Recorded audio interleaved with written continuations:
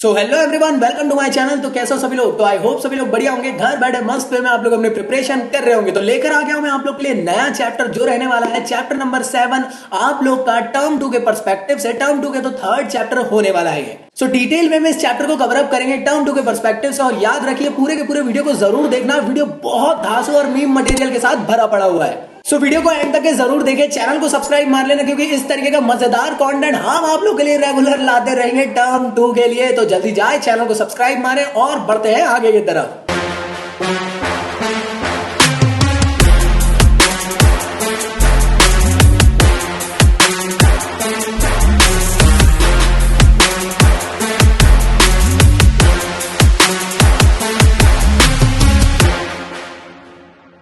ये पूरे के पूरे चैप्टर के मैं आप लोग के लिए प्रीवियस ईयर के क्वेश्चंस कवर अप करवाने वाला हूं एमसीक्यू के पर्सपेक्टिव से। मैं जानता हूं कि टर्म 2 एमसीक्यू पर्सपेक्टिव से नहीं है, लेकिन आप लोग यार अगर प्रीवियस ईयर के क्वेश्चंस को एमसीक्यू के पर्सपेक्टिव से कर लोगे तो आप लोग यार ईमानदारी से आ भी पाओगे और साथ में पूरे क्वेश्चंस कर भी लोगे और आप लोग को मजे मजे में आप लोग को यार कवर अप हो भी जाएगा। तो मैं आप लोग के लिए लॉन्च करने वाला हूं इस चैप्टर की एक स्पेशल क्लास, फ्री क्लास रहेगी। इसको ज्वाइन जरूर कर लेना, डिस्क्रिप्शन में मैं आप लोग को लिंक प्रोवाइड कर दूंगा, वहां से जाके आप लोग इस पूरे के पूरे सेशन को ज्वाइन कर लीजिएगा। काफी ज्यादा इंपॉर्टेंट ये सेशन होने वाला है आप लोगों के लिए टर्म 2 के पर्सपेक्टिव से। तो हम इस चैप्टर के सारे जो इंपॉर्टेंट क्वेश्चंस है उसको वहां पे कवर अप कर लेंगे। सो डिस्क्रिप्शन में आप लोग को लिंक दे दिया हूं। अगर आप लोग इनविटेशन कोड मांगता है तो आप लोग मेरा कोड ZAKI जकी लिख देना। फ्री क्लास है, उसके लिए कुछ पे वे करने की जरूरत नहीं है भैया, जब बैठे हुए तो कोई दिक्कत की बात है ही नहीं। तो डिस्क्रिप्शन में आप लोग को लिंक दी हुई है, जल्दी से जल्दी जाए एनरोल कर लीजिए। अगर आप लोग इस सेशन को लाइव देख सकते हो तो लाइव देख लेना, लेकिन अगर आप लोग बाद में देख रहे हो, रिकॉर्डेड वाले स्टूडेंट्स हो, तो मैं आप लोग से रिक्वेस्ट करना चाहता हूं आप लोग इसको रिकॉर्डेड भी कभी भी एक्सेस कर सकते हो, फ्री ऑफ कॉस्ट है, कुछ पे करना नहीं है।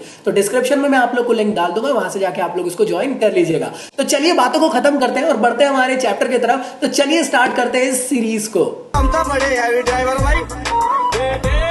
तो चलिए कवर अप करते हैं चैप्टर नंबर 7 जो है फिजियोलॉजी एंड इंजीनियरिंग स्पोर्ट्स। काफी दिनों बाद मैं आया हूं, लेकिन आप लोग के लिए यार पूरा का पूरा कंटेंट कवर अप करके जाऊंगा। ये पूरा का पूरा फिजिकल एजुकेशन का चैप्टर नंबर 7 है और टर्म 2 के पर्सपेक्टिव से ये थर्ड चैप्टर आप लोग का होने वाला है। सो एक चीज याद रखिए, सभी चीजें रिड्यूस सिलेबस के अकॉर्डिंग होंगी, न्यू सिलेबस के अकॉर्डिंग रहेगी, टर्म 2 के अकॉर्डिंग है। तो वीडियो एक्सक्लूसिव रहने वाला है आप लोग के लिए।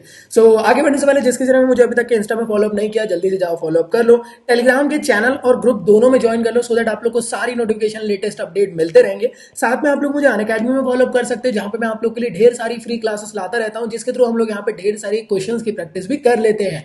तो इसको भी जरूर ज्वाइन कर लेना। इन सभी की लिंक्स आप लोग को डिस्क्रिप्शन में मिल जाएगी, जल्दी से जाए और आप लोग इसको भी ज्वाइन कर लीजिए। तो चलिए बात करते हैं कि आखिर हम लोग इस चैप्टर में क्या क्या पढ़ने वाले हैं टर्म 2 के पर्सपेक्टिव से। तो सबसे पहले हम लोग देखेंगे physiological factor determining the component of physical fitness को। फिर देखेंगे एक्सरसाइज से क्या क्या इफेक्ट होते हैं कार्डियो रेस्पिरेटरी सिस्टम में, मस्कुलर सिस्टम में क्या इफेक्ट होते हैं, और उसके बाद स्पोर्ट्स की इंजरीज देखेंगे, काफी इंपॉर्टेंट टॉपिक है। इसके बाद किस तरीके से हम लोग उसका ट्रीटमेंट कर सकते हैं और फर्स्ट एड के बारे में हम लोग जानने की कोशिश करेंगे। सिंपल सा चैप्टर है, काफी सारे लोग इसको बहुत टफ बना देते हैं, लेकिन हम लोग इसको बहुत इजीएस्ट वे में समझेंगे। बहुत ज्यादा मजा आने वाला है, तो लाइक पहले ही कर देना जिससे कि आप लोग को आगे जाके लाइक करना ना पड़े। आखिर स्पोर्ट्स फिजियोलॉजी क्या होती है? तो स्पोर्ट्स फिजियोलॉजी में हम लोग स्टडी करते हैं कि एक्सरसाइज करने के बाद आप लोग की बॉडी के फंक्शंस और उसके स्ट्रक्चर्स में किस तरीके के चेंजेस आते हैं। मतलब क्या कि कोई इंसान है जैसे कि जिम नहीं जाता था, अभी वो जिम जाने लग गया है, पहले नहीं जाता था तो हो सकता था वो दुबला पतला रहा होगा, उसकी बॉडी फंक्शनिंग अलग रही होगी, बॉडी का स्ट्रक्चर अलग रहा होगा। लेकिन जैसे ही यार वो एक्सरसाइज की तरफ जाने की कोशिश किया तो उसकी बॉडी स्ट्रक्चर पूरी तरीके से चेंज हो गया, उसकी बॉडी फंक्शनिंग में भी काफी ज्यादा चेंजेस आ गए। तो ऐसे आप लोग जब भी कोई भी इंडिविजुअल स्पोर्ट्स में भी आप लोग पार्टिसिपेट करते हो या उसके लिए आप लोग प्रिपेयर होते हो, तो उसमें भी आप लोग देखते होंगे कि जैसे ही आप लोग स्पोर्ट्स की तरफ जाने की कोशिश करते हो तो आप लोग की जो बॉडी है और उसका स्ट्रक्चर है उसमें काफी ज्यादा चेंजेस आ जाते हैं। तो स्पेशली हम लोग यार इसमें एथलीट के बारे में चेकआउट करते हैं कि उनकी बॉडी कंडीशनिंग कैसी है लॉन्ग टर्म और शॉर्ट टर्म ट्रेनिंग के पर्सपेक्टिव से। तो ये पूरा का पूरा कॉन्सेप्ट कहलाता है स्पोर्ट्स फिजियोलॉजी। आई होप आप लोग को समझ में आ रहा होगा। देखो एक किस्म से समझने की कोशिश करो, हम लोग यहाँ पढ़ क्या रहे कि यार एक्सरसाइज करने के बाद या स्पोर्ट्स में आने के बाद किस तरीके से बॉडी के फंक्शंस में चेंजेस आ रहे हैं, स्ट्रक्चर्स में चेंजेस आ रहे हैं। तो अब देखो डिफरेंट डिफरेंट चीजें चेंजेस आएंगी ना, जैसे फ्लेक्सिबिलिटी में चेंजेस आएगा, एंड्योरेंस में आएगा, स्पीड में आएगा, स्ट्रेंथ में आएगा। तो इन सभी के एक एक करके कंपोनेंट को हम लोग समझते हैं नेक्स्ट टॉपिक में। सो जो नेक्स्ट टॉपिक है आप लोग का, इसका नाम है physiological factor determining the component of physical fitness. तो ये काफी इंपॉर्टेंट टॉपिक है, एग्जाम में हो सकता है 5 नंबर या 3 नंबर में आ सकता है। 3 नंबर में तब आएगा जब आप लोग को कुछ कुछ पोर्शंस पूछ ले स्पेसिफिकली, 5 नंबर में आप लोग को पूरा समझाना पड़ेगा। तो किस तरीके से यार फिजियोलॉजिकल फैक्टर्स डिटरमाइन होते हैं जब भी आप लोग फिजिकल फिटनेस पे जाते हो। तो देखो यार, जिस भी इंडिविजुअल के आप लोग यार बॉडी कंडीशनिंग के बारे में जान रहे हो या स्टडी कर रहे हो कि यार एक्सरसाइज के बाद कैसे उसकी बॉडी में स्ट्रक्चर्स में चेंजेस आए, क्या हुआ क्या नहीं हुआ, तो उसमें जो सबसे पहला और इंपॉर्टेंट फैक्टर उसका नाम है स्ट्रेंथ, मतलब physiological factor determining the strength. अब आप लोग को समझने की कोशिश करो, किसी भी इंसान की स्ट्रेंथ कैसे हम लोग मेजर कर सकते हैं। सबसे इंपॉर्टेंट होता है उसके मसल साइज से। जिसका बड़ा मसल साइज रहेगा उसके अंदर ज्यादा ताकत रहेगी। अब सीधी सिंपल बात में अगर आप लोग को कहने की कोशिश करूं, मैं और जॉन सीना, तो जॉन सीना की मसल साइज बड़ी है, वो मुझे एक मुक्का मारेगा मैं गिर जाऊंगा, मैं उसको मुक्का मारूंगा उसको गिरेगा नहीं, क्योंकि मेरे मसल साइज में उतनी ताकत नहीं है कि मैं अपनी स्ट्रेंथ जॉन सीना को दिखा सकूं। His name is John Cena. Next जो आता है आप लोग का वो है बॉडी वेट। तो एक चीज याद रखिएगा कि जिसका बॉडी वेट ज्यादा रहता है ना, उसके अंदर कहीं ना कहीं ताकत बहुत ज्यादा रहती है और वो कहीं ना कहीं पछाड़ सकता है आप लोग को। तो अगर कोई दुबला पतला इंसान है तो उसको फेंक देगा। जैसे राजपाल यादव शीतल को देखते से ही घबरा गए थे।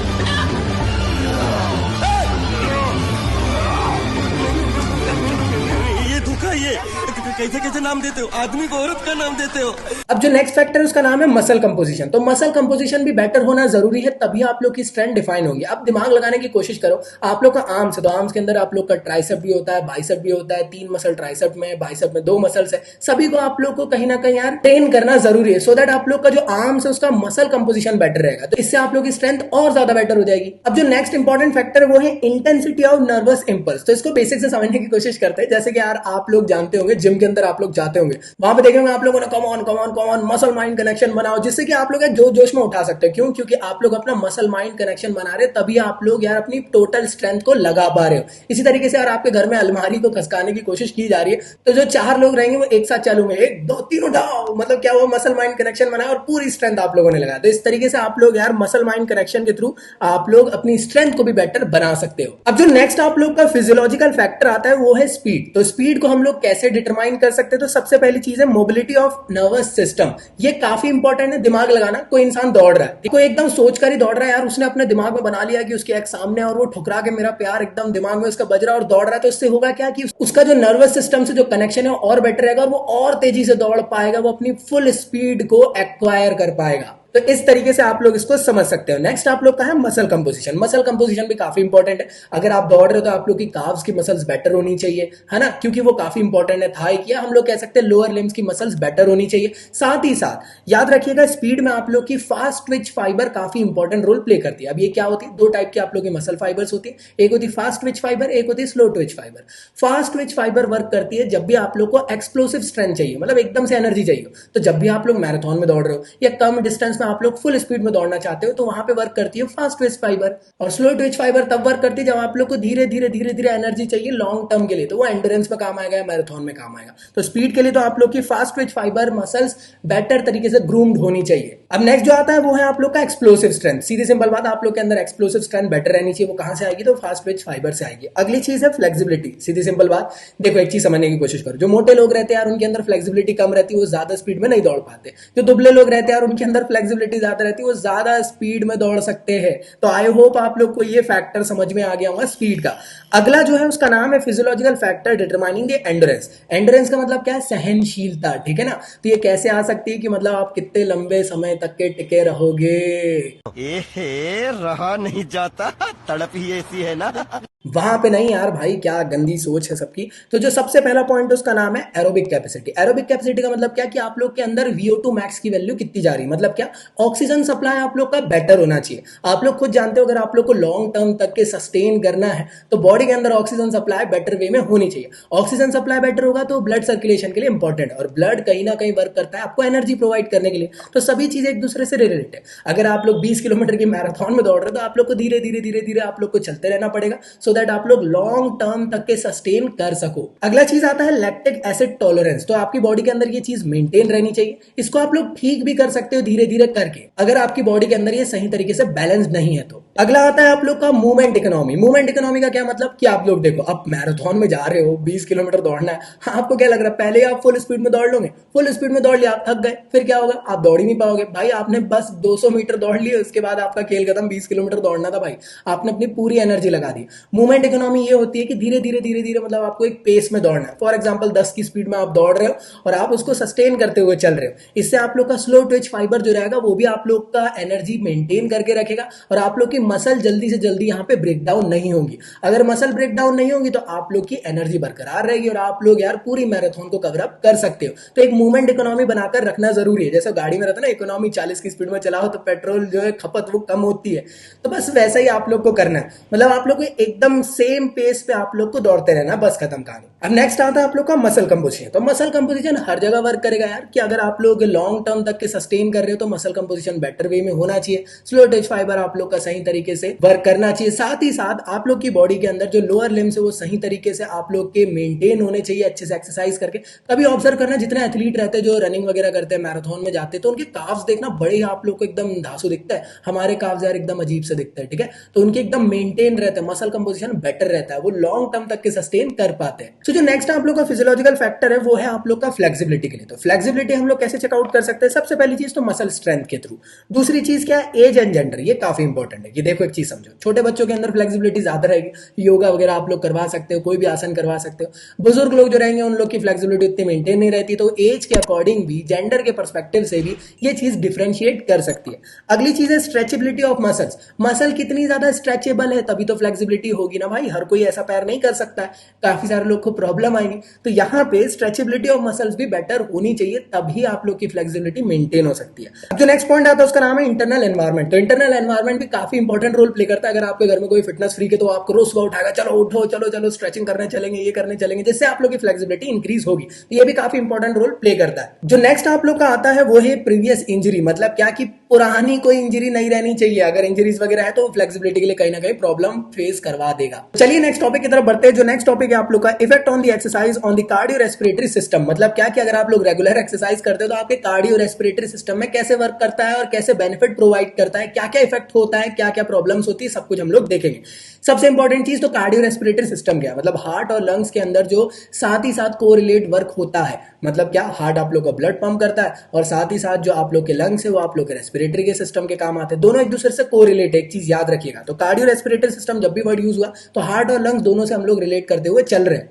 तो जब भी आप लोग रेगुलर एक्सरसाइज करते हो तो उससे आप लोग के कार्डियो रेस्पिरेटरी सिस्टम में क्या फर्क पड़ता है तो जानते हैं। तो सबसे पहली चीज, आप लोग का जो हार्ट का साइज है वो इंक्रीज होता है। हार्ट का साइज इंक्रीज मतलब क्या भाई, मतलब किसी के प्यार व्यार में आके दिल बड़ा हो गया, ऐसा नहीं भाई, ठीक है।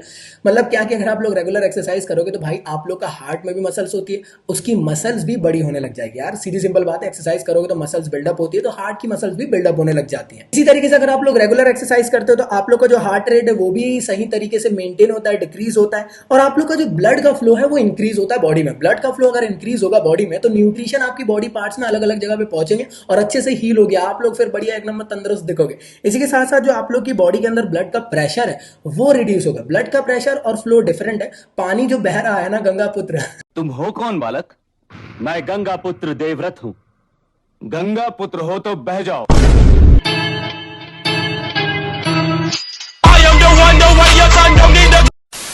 तो मेरे कहने का मतलब ये है कि अगर आप लोग देखते होंगे नदी में पानी फ्लो में बहता है तो बिल्कुल सही रहता है, लेकिन एकदम से प्रेशर के साथ जब बाढ़ आती है तो प्रॉब्लम हो जाती है। तो इसी तरीके से आप लोग को भी अपने शरीर के अंदर ब्लड के प्रेशर को रिड्यूस करना है, ब्लड के फ्लो को मेंटेन करके रखना है। उसको आप इंक्रीज करोगे तो बेटर रहेगा, लेकिन ब्लड प्रेशर इंक्रीज करोगे तो वह हाइपरटेंशन को आप लोग प्रॉब्लम क्रिएट करा सकता है। तो ब्लड के प्रेशर को आप लोग को रिड्यूस करना है, तो उसके लिए आप लोग को रेगुलर एक्सरसाइज करना पड़ेगा, उसके थ्रू आप लोग का ब्लड प्रेशर रिड्यूस हो जाएगा। अगली चीज जो है वो ये है कि ब्लड का जो वॉल्यूम है वो इंक्रीज होता है। मतलब क्या कि आपके अंदर जो खून की कमी होगी उसको ये मात देता है और खून जो है आप लोग की बॉडी के अंदर एकदम बहुत ज्यादा हो जाता है। इसी के साथ साथ अगर आप लोग का रेस्पिरेटरी सिस्टम में अगर कोई प्रॉब्लम आता है, मतलब क्या एकदम हाई रेस्पिरेशन हो जाता है, तो उसको ये डिक्रीज करता है। इसके साथ साथ आपकी बॉडी के अंदर एंडोरेंस को इंक्रीज करता है। एंडोरेंस को कैसे? क्योंकि एरोबिक कैपेसिटी काफी इंप्रूव करता है भैया कौन? रेस्पिरेटरी सिस्टम या कार्डियो रेस्पिरेटरी सिस्टम। तो अगर आप लोग रेगुलर एक्सरसाइज करोगे तो यार एंडोरेंस भी आप लोग की बॉडी के अंदर इंक्रीज होगा। अब देखो यार, आप लोग समझने की कोशिश करना, अगर आप लोग के अंदर बॉडी में सप्लाई सही हो रहा है ऑक्सीजन का तो लंग्स भी हेल्दी होंगे, लंग्स भी यहाँ पे इफेक्टिवली वर्क करेंगे। तो ये सभी आप लोग के इफेक्ट इफेक्ट्स होते हैं। इसके अलावा अगर आप लोग को ऐसा कुछ लगता है कि यार रेगुलर एक्सरसाइज करने से कार्डियो रेस्पिरेटरी सिस्टम में कुछ और फर्क पड़ता है तो कमेंट बॉक्स में टैग करके जरूर बताना, मैं उसको लाइक बटन जरूर दूंगा। इसके अलावा नेक्स्ट जो टॉपिक है आप लोग का कि रेगुलर एक्सरसाइज करने से मस्कुलर सिस्टम में किस तरीके से फर्क पड़ता है। बेसिक सा यार, अगर आप लोग रेगुलर जिम जाने आने लग जाते हैं तो एकदम से मसल असल मेंटेन होने लग जाती है, बॉडी शॉडी दिखने लग जाती है, मतलब क्या शेप और साइज मसल्स का बेटर हो जाता है। इसके साथ साथ आप लोग की बॉडी के अंदर जो कैपिलरीज है वो और ज्यादा उसका फॉर्मेशन होने लग जाता है, और साथ में अगर आपकी बॉडी के अंदर एक्स्ट्रा फैट है तो वो रिड्यूस होने लग जाता है और मसल साइज बेटर होने लग जाता है, जो पोस्चर के लिए बहुत तगड़ा होता है और किसी को अट्रैक्ट करने के लिए भी। रहा नहीं जाता, तड़प ही ऐसी है ना। इसी के साथ साथ अगर आप लोग रेगुलर एक्सरसाइज करते हो तो आप लोग जो फूड कंज्यूम करते हो वो भी आप लोग ज्यादा खाने लग जाओगे। बिकॉज क्योंकि यार आप लोग यहाँ मसल्स को ब्रेक डाउन कर रहे हो, उसको हील करने के लिए आप लोग की बॉडी एनर्जी मांगेंगे, तो आप लोग का जो फूड स्टोरेज है वो और इंक्रीज हो जाएगा। आप लोग हेल्दी रहने लग जाओगे अगर आप लोग रेगुलर एक्सरसाइज करोगे तो। इसी के साथ साथ अगर आपकी बॉडी के अंदर कोई ऐसी फाइबर्स है, ऐसी मसल्स है जो कभी फंक्शनिंग में आई नहीं, वो भी फंक्शनिंग में आने लग जाएगी और वो भी यार हील होने लग जाएगी, ग्रो करने लग जाएगी। और साथ ही साथ अगर आप लोग रेगुलर एक्सरसाइज करते हो तो आप लोग की मसल का जो मूवमेंट है वो और ज्यादा बेटर होने लग जाता है। इसके साथ साथ जो एक काफी इंपॉर्टेंट दिलचस्प चीज है कि अगर आप लोग रेगुलर एक्सरसाइज करते हो तो आप लोग का जो बॉडी पोस्चर है वो करेक्ट भी हो सकता है और आप काफी ज्यादा अट्रैक्टिव हो सकते हो।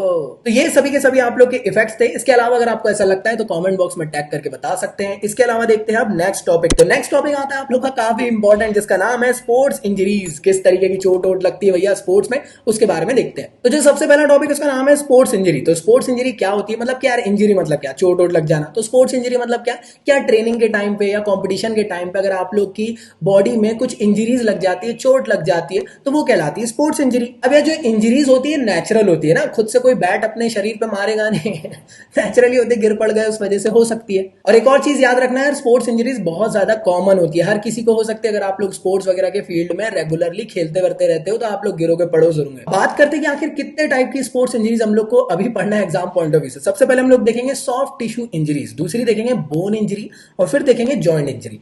तो सॉफ्ट टिश्यू इंजरीज क्या है, मतलब क्या, जो आप लोग की अपर लेयर होती है ना बॉडी की, उस पे अगर चोट वोट लग जाती है तो वो आप लोग की कहलाएगी क्या, सॉफ्ट टिश्यू इंजरी। मसल के ऊपर या मसल में या जो आप लोग के ऊपर स्किन रहती है वहां पे अगर लग जाता है तो सॉफ्ट टिश्यू इंजरीज है। जो नेक्स्ट है आप लोग का बोन इंजरी। तो बोन इंजरी क्या कहलाती है कि आपकी हड्डी में अगर चोट लग जाती है तो वो बोन इंजरी कहलाती है। इसके अलावा होता है अगला, वो है जॉइंट इंजरी। जॉइंट इंजरी और बोन इंजरी डिफरेंट होती है। बोन मतलब हड्डी में लग जाने की वजह से अगर जो चोट लग रही है वो है बोन इंजरी, और जॉइंट इंजरी मतलब जहां जॉइंट्स में लग रही है, जैसे ये जॉइंट हो गया आप लोग का, गर्दन हो गई या कमर हो गई या फिर घुटने हो गए या फिर जो भी हो गया, जहां पे भी जॉइंट है वहां पे अगर चोट लग रही है तो जॉइंट इंजरी होती है। चलिए एक एक करके समझते हैं इसको। तो सबसे पहला होता है सॉफ्ट टिश्यू इंजरी, मतलब अभी समझा मैंने आप लोग को, अपर लेयर पे लग जाना या फिर जो आप लोग की मसल है वहां पे लग जाना, वो आप लोग की सॉफ्ट टिश्यू इंजरी इसके अंदर आएगा। तो जो सबसे पहला होता है वो कंफ्यूजन है। तो काफी इंपॉर्टेंट है, जैसे कि आप वैलेंटाइन डे मनाने गए हो है ना, और एकदम से उसके पापा देख लिया, आप डर के मारे भागने की कोशिश कर रहे हो और आप जैसे पीछे पलटे और केले में आपका पैर स्लिप हुआ और आप एकदम से घुटने के बल गिर गए, तो आपके घुटने में इस तरीके की चोट आ गई, वो क्या कहलाती है कि आप लोग को ये बता रही है कि डायरेक्टली यहाँ पे चोट लगी आपके अपर लेयर में, हल्की फुल्की इस तरीके की कॉमन चोट लग जाती है।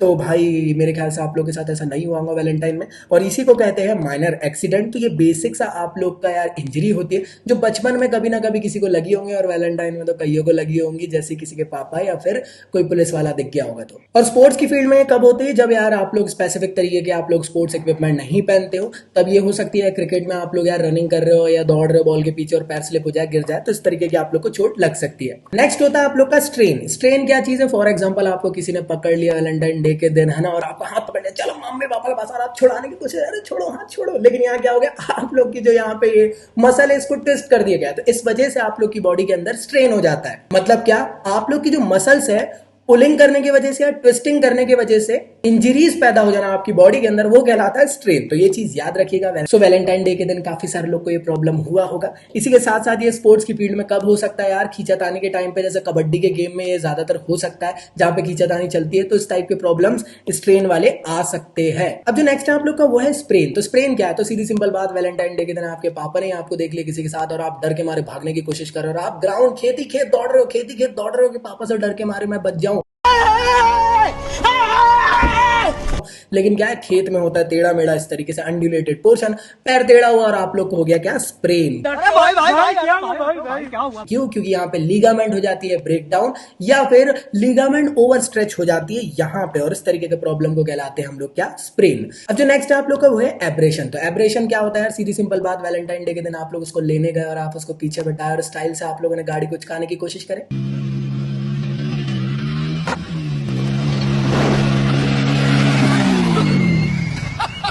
और आप गिर गए और इतनी ज्यादा मेजर इंजरी हो गई जिससे कि आप लोग की जो मसल है वो भी डैमेज हो गई, और कभी कभार क्या होता है यहाँ पे ना बोन्स भी दिखने लग जाते हैं। तो इतना बड़ा जो सीवियर इंजरी हो जाती है फ्रिक्शन की वजह से, तो वो कहलाता है एब्रेशन। अब स्पोर्ट्स की फील्ड में कभी कभार हो सकता है कि बॉल के पीछे भाग रहे हो, कर रहे हो, तो आप लोग एकदम से गिर गए और ऐसे घटिया स्टेडियम में आप खेल रहे हो जहां पे पत्थर गोटे पड़े हुए हैं, तो आप लोग को डेफिनेटली यार चोट लगना तो लाजमी सी बात है, और इस टाइप का प्रॉब्लम हो जाएगा, उसे कहते हैं एब्रेशन। तो ये चीज याद रखिएगा। अगला टॉपिक है ब्रुशेस। ब्रुशेस क्या है, वो सीधी सिंपल बात, आप उसको बाइक में लेके घूम रहे थे वैलेंटाइन डे के दिन, सामने पुलिस वाले दिख गए, पुलिस वाले ने पूछे कौन है, आपने बोली गर्लफ्रेंड है, बस खेल खत्म, डंडे पड़े और आप लोग का इस तरीके से हाल हो गया, नीला पीला स्किन हो गई। यहाँ पे होता क्या है, अपर जो लेयर रहती है वो तो डैमेज नहीं होती, लेकिन उसके अंदर जो मसल रहती है वो डैमेज हो जाती है, जिस वजह से इस टाइप का आप लोग को विजिबल होने लग जाता है। तो ये चीज याद रखिएगा, इसे कहते हैं ब्रुशेस। तो ये यार किसी भी स्पोर्ट्स की फील्ड में भी हो सकता है, जैसे यार किसी ने बीमर बॉल डाल दिया क्रिकेट में, डायरेक्ट बॉल उसके हिट हो गई यहाँ पे, तो यहाँ पे इस तरीके का आप लोग देखोगे तो इस तरीके का डैमेज हो जाता है। कहीं पे भी हो सकता है, लट वट पड़ने की वजह से भी हो सकता है, पुलिस से कितने को पड़ी है कमेंट बॉक्स में जरूर बताना। सो जो नेक्स्ट इंजरी उसे कहते हैं बोन इंजरी। तो बोन इंजरी कब होती है, जब आप लोग की बोन्स फ्रैक्चर्ड हो जाए या ब्रेक डाउन हो जाए या उसमें क्रैक्स आ जाए, तो वो कहलाती है बोन इंजरी। तो यार डिफरेंट टाइप के फ्रैक्चर्स होते हैं, simple, compound, complicated, green stick और इम्पैक्ट। एक एक करके समझते हैं। सबसे पहला होता है सिंपल फ्रैक्चर। सिंपल फ्रैक्चर मतलब क्या कि यार इस तरीके से फ्रैक्चर हो जाना कि अपर लेयर से या बाहर से देखकर आप नहीं बोल सकते इसको फ्रैक्चर हुआ है क्या, लेकिन अंदर हड्डी टूट गई है, जैसे यहाँ पे दिख रहा हो। बाहर से देख के किसको समझ में आएगा कि अंदर हड्डी टूट गई है, क्लियर यहाँ तक के सराउंडिंग टिश्यूज को कोई इश्यूज नहीं हुआ, लेकिन हड्डी टूट चुकी है यहाँ पे, ये कहलाता है सिंपल फ्रैक्चर। क्लियर यहाँ तक के। कंपाउंड फ्रैक्चर का क्या मतलब होता है कि फ्रैक्चर कुछ इस तरीके से हो जाना कि यार बाहर की स्किन से भी देखकर अरे मेरे बाप रे हड्डी दिखने लग गई, जैसे यहाँ पे दिख रहा है। देखो ये सिंपल फ्रैक्चर है, अपर लेयर से समझ में नहीं आ रहा कि अंदर हड्डी टूटी है, लेकिन देखो कंपाउंड फ्रैक्चर में हड्डी ना बाहर के स्किन से तक के विजिबल होने लग जाती है, तो ये कहलाता है क्या है, आप लोग का कंपाउंड फ्रैक्चर। अगला होता है क्या, कॉम्प्लिकेटेड फ्रैक्चर। कॉम्प्लिकेटेड फ्रैक्चर बड़ा डेंजर होता है, इसमें आपकी बोन तो टूटती है, साथ ही साथ उसके आसपास की जो आर्टरीज रहती है, वेन्स रहती है, टिश्यूज रहते हैं, सबको डैमेज कर देता है। ये कहलाता है कॉम्प्लिकेटेड फ्रैक्चर। इसके अलावा एक और होता है कम्युनिकेटिव फ्रैक्चर। वो क्या होता है उसको समझा देता हूं, मैंने पीडीएफ में डालना भूल गया। एक्चुअल में वहां पे ना एकदम चूरा चूरा हो जाती है हड्डी, समझ गए ना, मतलब बहुत ज्यादा ब्रेक डाउन हो जाती है, एकदम चूरा चूरा टाइप की हो जाती है, तो वो जो कहलाता है वो कहती है कम्युनिकेटिव फ्रैक्चर। ठीक है, मैं लिख दूंगा साथ में यहाँ पे अगर आप लोग को दिखाई दे पा रहा होगा तो। क्लियर यहाँ रखे। अगला होता है ग्रीन स्टिक फ्रैक्चर। तो ग्रीन स्टिक फ्रैक्चर क्या होता है, देखो समझने की कोशिश करना। जैसे ये बोन है, बोन के सॉफ्ट, देखो अब पहली चीज तो ये कि भैया आप बोलोगे भैया बोन सॉफ्ट कैसे हो गई, तो जैसे पेड़ होता है, पेड़ का बाहर का पोर्शन कैसा सॉफ्ट होता है, जैसे जैसे अंदर जाते जाओगे हार्ड होता जाता है, वैसे बोन के साथ भी है। बोन का अपर लेयर जो रहती है ना वो थोड़ी सॉफ्ट रहती है, जैसे जैसे अंदर जाओगे तो आप लोग की हार्ड होती जाती है। तो ग्रीन स्ट्रिक फ्रैक्चर का मतलब ये कि अपर जो लेयर होती है बोन की, वहां पे आप लोग को लग जाना, जैसे ये दिख रहा है आप लोग को, देखो इस तरीके का, इस तरीके का आप लोग का बेंडिंग या ब्रेकिंग हो गया, जैसे देखो ये हड्डी में इस तरीके से दिख रहा है ऊपर ऊपर से, तो ये कहलाता है आप लोग का ग्रीन स्टिक फ्रैक्चर। अगला कहलाता है क्या, इंपैक्ट फ्रैक्चर। तो इंपैक्ट फ्रैक्चर में क्या होता है, आपकी दोनों हड्डियां टूट गई, ये एक हड्डी है, ये एक हड्डी है, और दोनों हड्डियां ना प्रेशर की वजह से एक के ऊपर एक ओवरलैप हो गई, जैसे ये हो गई, देखो हड्डी टूट गई, फिर उसके बाद यहां से प्रेशर लगा, यहां से प्रेशर लगा, और एक के ऊपर एक ये क्या हो गई, जॉइंट हो गई है, लॉक्ड हो गई, या मैं कह सकता हूं जैम हो गई एक दूसरे के ऊपर, तो वो कहलाता है आप लोग का इंपैक्ट फ्रैक्चर। तो ये होते हैं आप लोग के फ्रैक्चर्स के टाइप, एग्जाम में आप लोग के पूछे जा सकते हैं, तो याद आप लोग को रहने चाहिए। अगला जो आता है आप लोग का वो है जॉइंट इंजरी। मतलब क्या कि जॉइंट्स में इंजरी लगने की वजह से जो प्रॉब्लम हो जाती है वो आप लोग की जॉइंट इंजरी कहलाती है। जॉइंट में इंजरीज कैसी होती है, जब आप लोग की दो बोन्स एक जगह, जैसे ये बोन यहाँ पे इस तरीके से ये बोन है और ये बोन है, अब ये डिसलोकेट हो जाए, डिस्प्लेस हो जाए अपने ओरिजिनल पोजीशन से, तब जॉइंट इंजरीज होती है। तो यार देखो जॉइंट इंजरीज यार काफी ज्यादा हो सकती है, अगर आप लोग को डायरेक्ट चोट लग जाती है स्पोर्ट्स के फील्ड में, या गिर पड़ जाते हुए बॉल लग जाती है, कुछ और इश्यूज की वजह से ऐसा प्रॉब्लम हो जाता है, तो डिसलोकेशन हो सकता है आप लोग के जॉ में भी यहाँ पे जॉइंट रहता है, तो यही अपनी जगह से खिसक गया। फॉर एग्जाम्पल वॉलीबॉल खेल रहा था, किसी ने ऐसा मारा, स्मैश किया और बॉल बॉल ऐसा बाउंस हो गई, यहाँ पे लग गई और ये हड्डी डिस्प्लेस हो गई। या फिर डिसलोकेशन हो सकता है शोल्डर जॉइंट का भी यार डिसलोकेशन हो सकता है। इसके अलावा डिसलोकेशन हो सकता है हिप जॉइंट का या फिर रिस्ट का डिसलोकेशन हो सकता है। ऐसे और डिफरेंट टाइप के डिसलोकेशन होते हैं। इसको ज्यादा डिटेल में नहीं पढ़ना है, एग्जाम में बस इतना ही पूछेगा, हल्का फुल्का आप ज्ञान पट्टी दे देना, थोड़ा बहुत डायग्राम अगर बनाना आता तो बना देना, बस खत्म कहानी। इससे ज्यादा आप लोग को कुछ नहीं करना है। याद रखना फिजिकल एजुकेशन में पढ़ने से ज्यादा दिमाग लगाने की कोशिश किया करो कि आप लोग खुद से कितना लिख सकते हो, क्योंकि मैक्सिमम चीज खुद से ही मालूम है। फिजिकल एजुकेशन एक ऐसा सब्जेक्ट है जिसमें आप लोग को खुद से 50% मालूम है। यहाँ पे आप 50% ज्ञान लेने आए हो, ठीक है, बाकी तो खुद से ही लिखना है। याद रखिएगा फिजिकल एजुकेशन एक ऐसा सब्जेक्ट है जहां पे टॉपर्स कभी टॉप नहीं करते। टॉप वो करते हैं जो ज्यादा अच्छा लिख के आते हैं और ज्यादा लिख कर आते हैं। ज्यादा अच्छा लिखने के चक्कर में कम लिख कर आगे तो नंबर नहीं मिलेंगे, ज्यादा लिख के आने के चक्कर में अच्छा नहीं लिख कर आओगे तो नंबर नहीं मिलेंगे। पॉइंट्स में लिखो और सब चीजों को सही तरीके से आप लोग अरेंज कर लिखने की कोशिश करो, जिससे आप लोग को मैक्सिमम मार्क्स अचीव हो पाएंगे। एक मैं वीडियो बना दूंगा किस तरीके से आंसर राइटिंग आप लोग को करना है 1 मार्क्स के क्वेश्चन में, 3 मार्क्स के क्वेश्चन और 5 मार्क्स के क्वेश्चन में। अगर वो वीडियो बन जाएगा तो मैं आप लोग को आई बटन में डाल दूंगा, अगर आप लोग देख लेना, नहीं तो आप लोग चैनल में एक बार सर्च मार के देख लेना, आप लोग को वो वीडियो मिल जाएगा जल्दी। अब जो नेक्स्ट टॉपिक आता है वो ये है कि क्या क्या कॉजेज होते हैं स्पोर्ट्स इंजरीज के, कैसे हो जाती है। तो सीधी सिंपल बात, अगर आप लोग प्रॉपर कंडीशनिंग नहीं करोगे अपनी बॉडी की तो ये प्रॉब्लम्स हो सकती है, इंजरीज हो सकती है। प्रॉपर वार्म अप नहीं करें, मतलब आते से अरे तेरा भाई आज बॉल डालेगा और भाई ने बॉल डाला और बक्का ही उखड़ गया, उसका शोल्डर ही डिसलोकेट हो गया। भाई पहले थोड़ा हाथ घुमा लेता, कोई दिक्कत थोड़ी ना हो रही थी। इसके बाद जो अगला होगा वो है अनसाइंटिफिक वे की ट्रेनिंग। अगर आप लोग करेंगे, कुछ भी कर रहे हैं, मतलब कुछ भी आप लोग को जैसे एक्सरसाइज करनी चाहिए या जैसे आप लोग को स्ट्रेचिंग करनी चाहिए वो नहीं कर रहे, कुछ भलती एक्सरसाइज कर रहे तो इससे आप लोग को प्रॉब्लम हो सकती है। इसके अलावा आप लोग को लैक ऑफ फिटनेस की वजह से भी ये प्रॉब्लम हो सकती है। लैक ऑफ स्पोर्ट्स फैसिलिटी रहेगी तो भी यार इंजरीज हो सकती है। इक्विपमेंट ही आप लोग के पास प्रॉपर तरीके से यूज नहीं कर रहे हो तो भी प्रॉब्लम्स हो सकती है। और केयरलेस अगर आप लोग मिस्टेक्स कर रहे हो गेम के टाइम पे तो भी यार इंजरीज हो सकती है। और इसके अलावा अगर आप लोग ओवर यूज करोगे मसल का, मतलब क्या कि सुबह क्रिकेट खेल लिए, शाम को आप फुटबॉल खेल लिए, उसके शाम को आप जिम भी चलेगा, उसके बाद आप बोल रहे हो बैडमिंटन भी खेल लेते, तो ओवर यूज हो गए ना मसल्स। अब क्या होगा, आप 4 दिन तक कुछ कर नहीं पाओगे क्योंकि मसल्स कुछ ज्यादा ही टीयर अप हो चुकी है। तो ऐसे टाइम पे भी स्पोर्ट्स इंजरीज हो जाती है। अब कैसे हम लोग यार स्पोर्ट्स की इंजरीज को रोक सकते हैं? तो सीधी सिंपल बात है, अगर हम लोग यार प्रॉपर वार्म अप करोगे, जब भी आप लोग कोई भी स्पेसिफिक स्पोर्ट्स खेल रहे हो, एक्सरसाइज कर रहे हो, तो बिल्कुल सही रहेगा। उससे क्या होगा, आपकी बॉडी गर्म होगी और उसके बाद आप लोग खेलोगे तो क्या थोड़ी सी स्ट्रेच्ड रहेगी, आप लोग अच्छे से यार अपना परफॉर्मेंस दे सकते हो। प्रॉपर तरीके से कंडीशनिंग करना जरूरी है, एक प्रॉपर बैलेंस डाइट लेना भी जरूरी है। जब भी आप लोग स्पोर्ट्स या फिर एक्सरसाइज कर रहे हो तो उस टाइम पे ये बहुत ज्यादा इंपॉर्टेंट रहता है, क्योंकि आप लोग को रेगुलर न्यूट्रिएंट एलिमेंट प्रोवाइड होते रहता है आपकी बॉडी में, सो दैट वो आप लोग की मसल्स को, आप लोग के जॉइंट्स को, बोन्स को स्ट्रेंथनिंग प्रोवाइड करते रहते हैं। अगली चीज क्या कि प्रॉपर इक्विपमेंट आप लोग अगर यूज करोगे तो कोई दिक्कत ही नहीं है। प्रॉपर तरीके की स्पोर्ट्स फैसिलिटीज अगर आपको प्रोवाइड हो रही तो कोई दिक्कत ही नहीं है। इसके अलावा आप लोग अगर ओवर ट्रेनिंग नहीं करोगे तो भी स्पोर्ट्स इंजरीज नहीं होंगी। एक मिनिमल जितना करना चाहिए उतना अगर करो तो सफिशिएंट है। अगली चीज क्या है कि जब भी आप लोग एक्सरसाइज करते हो या फिर आप लोग किसी भी टाइप का स्पोर्ट्स खेलते हो तो उसके बाद आप लोग को कूलिंग डाउन करना भी जरूरी है। कूलिंग डाउन का मतलब क्या है कि जब आप लोग स्पोर्ट्स की फील्ड में आए तो उससे पहले आपने वार्म अप कर लिए, अपनी बॉडी को गर्म करें, फिर उसके बाद खेलना चालू करें। जैसे आप लोग खेलने के बाद देखोगे तो आपकी बॉडी हीटअप होने लग जाती है, उसको आप लोग को कूलिंग डाउन करना है, ठीक है ना। हल्की फुल्की हाथ घुमा के स्ट्रेच करके, सो दैट आप लोग जो मसल्स है वो रिलैक्स्ड फील करे और धीरे धीरे करके आपकी बॉडी यहाँ पे रिलैक्स्ड हो जाएगी। तो इस वजह से भी आपकी स्पोर्ट्स की इंजरीज कभी नहीं होगी। तो जो अगला टॉपिक है आप लोग का वो है फर्स्ट एड। तो फर्स्ट एड क्या होता है, सीधी सिंपल बात, किसी के सर्वर में लग गई खेलते कूदते टाइम तो आप लोग देखना दौड़ते हुए 1-2-3 लोग आते हैं डब्बा लेके जिसके अंदर है ना इतने सारे आइटम्स रहते हैं और उसको फिर फटाफट यार प्रिलिमिनरी ट्रीटमेंट प्रोवाइड कराया जाता है। उसे ही कहा जाता है फर्स्ट एड प्रोवाइड करवाना। अब ये फर्स्ट एड हमारे घर में यार हम इंडियन सोसाइटी है, आप लोग रिलेट करना, सच बताना कितना के घर में फर्स्ट एड होगा। जितनों के भी घर में 100% में से मैं गारंटी दे सकता हूं सिर्फ 20% हमारे इंडियन के घर में फर्स्ट एड होगा। और उस 20% में भी मैं बता रहा हूं 15% जो होंगे लोग, उनके यहाँ पे जो फर्स्ट एड होगा वो तब का पड़ा होगा जब उन्होंने नई नई बाइक लिए होंगे और उसकी डिक्की में वो बढ़िया 1 नंबर रखा होगा। और पहली बार किसी को चोट लगती है तो वो डब्बा खुलता है और उसके बाद वो सत्यानाश हो जाता है और उसके बाद वो कभी फर्स्ट एड आपको नहीं मिल पाता और उस घर के अंदर कभी फर्स्ट एड का आइटम कुछ होता ही नहीं। हमारे यहाँ पे अगर किसी को चोट लगती है तो प्रिलिमिनरी ट्रीटमेंट नहीं होता, वो सेकेंडरी ट्रीटमेंट। क्यों? क्योंकि आप अभी बोल रहे हैं अरे बेटा अभी खून बहाने दो थोड़ा सा, वो जरा सोफ्रामाइसिन लेने गए, पट्टी लेने गए, फिर लगाएंगे। तो फर्स्ट एड अपने घर पे रखा करो, कभी भी काम आ सकता है। तो फर्स्ट एड क्या है, सिंपली आप लोग को यार प्रिलिमिनरी ट्रीटमेंट प्रोवाइड करना। कोई भी अगर सीवियर इंजरी हो गई या माइनर इंजरी हो गई, मेजर इंजरी हो गई, तो उस टाइम पे आप लोग को एक मेजर रोल प्ले करता है फर्स्ट एड। तो फर्स्ट एड यार प्रमोट करता है आप लोग को यार जल्दी से जल्दी रिकवरी, जो आप लोग की चोट के लिए इंपॉर्टेंट होती है। अगली चीज ये कि फर्स्ट एड का एम क्या होता है, सीधी सिंपल बात है यार आप लोग को प्रिलिमिनरी ट्रीटमेंट प्रोवाइड करना जिससे कि यार सामने वाले की जान बच सके।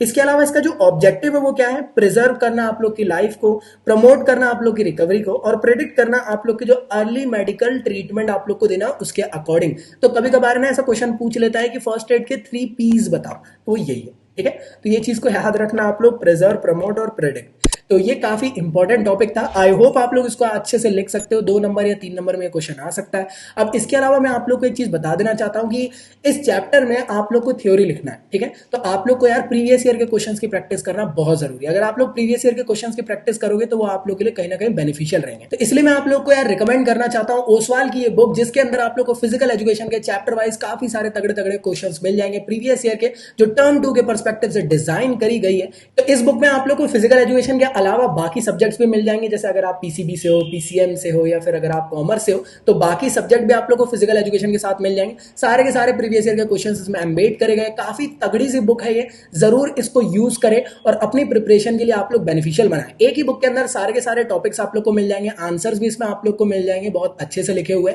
तो मैं डिस्क्रिप्शन में आप लोग को लिंक प्रोवाइड कर देता हूं, वहां से जाके आप लोग इसको चेकआउट कर सकते हो अमेजॉन के थ्रू, और जल्द से जल्द इसको ऑर्डर कर लो यार और अपनी प्रिपरेशन चालू कर दो। या फिर अगर आप लोग चाहते हो तो इसको ऑफलाइन स्टोर से भी जाके परचेज कर सकते हो। तो ओसवाल गुरुकुल की एक तगड़ी सी बुक है, इसको जरूर यूज करिए और अपनी प्रिपरेशन में फिजिकल एजुकेशन की और बाकी सब्जेक्ट में जल्द से जल्द स्टार्ट करिए, जिसके थ्रू आप लोग की बहुत अच्छी प्रिपरेशन जल्द से जल्द स्टार्ट हो जाएगी। So thank you so much आज के इस वीडियो के लिए, बहुत बहुत शुक्रिया आप सभी लोग का। चैनल को सब्सक्राइब जरूर कर लेना, क्योंकि तगड़ा तगड़ा कॉन्सेप्ट हमारे चैनल में आता रहता है। साथ में मुझे अनअकैडमी में फॉलो अप कर लेना, इंस्टा में भी फॉलो अप कर लेना है। 10,000 के अप्रोक्स फॉलोवर्स कंप्लीट होने वाले, जल्दी जल्दी करवा दो। साथ ही साथ आप लोग टेलीग्राम के ग्रुप और चैनल को ज्वाइन कर लेना, वहां पे लेटेस्ट इन्फॉर्मेशन मैं प्रोवाइड करता रहता हूं। कभी कभार क्या होता है यार, यूट्यूब में नोटिफिकेशन नहीं मिल पाता, तो टेलीग्राम के चैनल और ग्रुप दोनों में मैं आप लोग को जल्दी से प्रोवाइड कर देता हूं नोटिफिकेशन। इसके अलावा जो ढेर सारी मैं फ्री क्लासेस लेता रहता हूं, उन सब के बारे में भी आप लोग को अपडेट होते जाएगा इन चैनल में। तो फटाफट जाओ चैनल को ज्वाइन कर लो। आई होप आप लोग को वीडियो अच्छा लगा। वीडियो अच्छा लगा तो यार जल्दी से जल्दी अपने फ्रेंड्स तक के शेयर करो। टर्म 2 में भी हैवी सीरीज को यार सक्सेसफुल बनाओ